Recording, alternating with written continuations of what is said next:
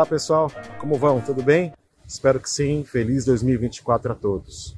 Separei um tempinho aqui nas férias para falarmos sobre a chamada execução invertida, o cumprimento de sentença invertido, mais propriamente. Que figura é essa? Com essa nomenclatura que é um tanto quanto polêmica. Bem, todos nós sabemos que o cumprimento de sentença tradicional se dá por iniciativa do credor, ou seja, superada a fase de conhecimento, com a condenação do réu, o trânsito em julgado, o credor, o autor da ação, pode iniciar o chamado cumprimento de sentença, por intermédio do qual requererá a intimação do devedor, do requerido, condenado, a cumprir a sentença no prazo de 15 dias, se for execução de quantia certa.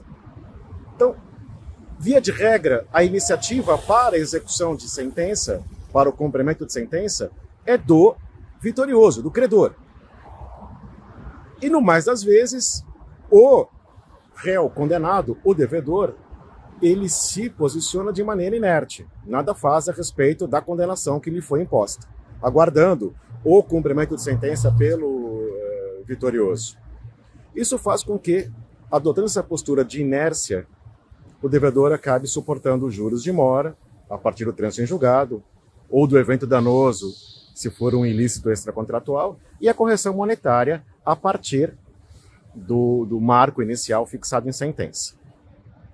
No direito brasileiro, na prática judicial brasileira, o credor tem a iniciativa de requerer o cumprimento de sentença e o devedor, por sua vez, fica em compasso de espera. Isso não é bom, porque o devedor não se movimenta e vai sofrendo os consectários da mora. Mas o artigo 526 do Código de Processo Civil, o 526 do CPC, permite que o réu sucumbente, o réu derrotado, tome a iniciativa de, não precisando aguardar o credor, o réu inicia o chamado cumprimento de sentença invertido, ou a execução invertida. O que faz o réu? O réu promove o cumprimento de sentença, requer a instauração do cumprimento de sentença, apresenta memória de cálculo do valor por ele devido e promove o depósito do valor por ele devido. Depósito para fins de pagamento, né? E requer a intimação do credor para que ele se manifeste se aquele valor o satisfaz ou não. O credor terá 5 dias para se manifestar a respeito do cumprimento de sentença iniciado pelo réu, pelo devedor. Concordando com o valor, o juiz defere o levantamento e extingue o cumprimento de sentença. Extingue a obrigação, extingue o processo por sentença.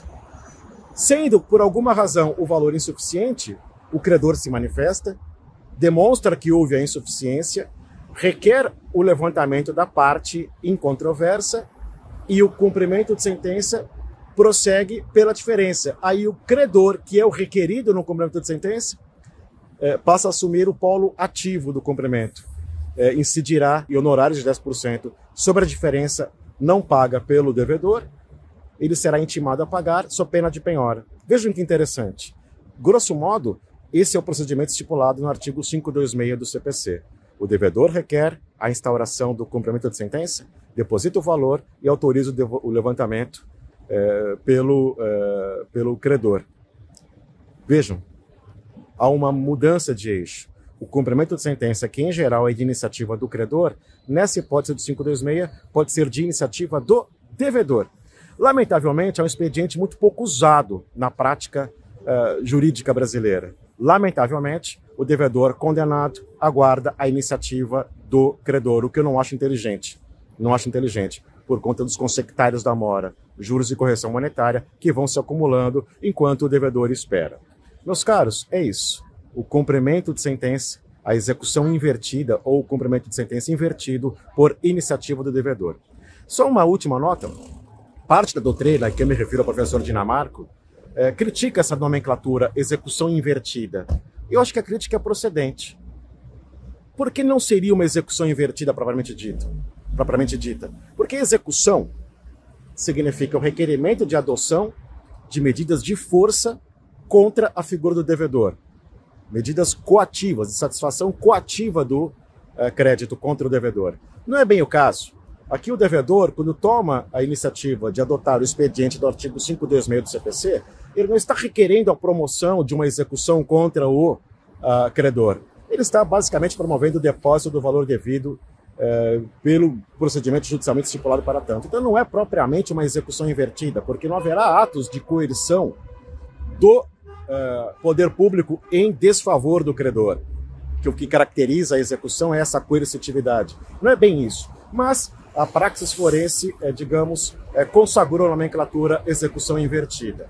Essa é a figura do 526 do CPC, que representa a hipótese de o devedor tomar a iniciativa de ser cumprida a sentença, desonerando-se da obrigação fixada em sentença contra ele. Meus caros, mais uma vez um feliz 2024 a todos. Nos vemos em próximas postagens.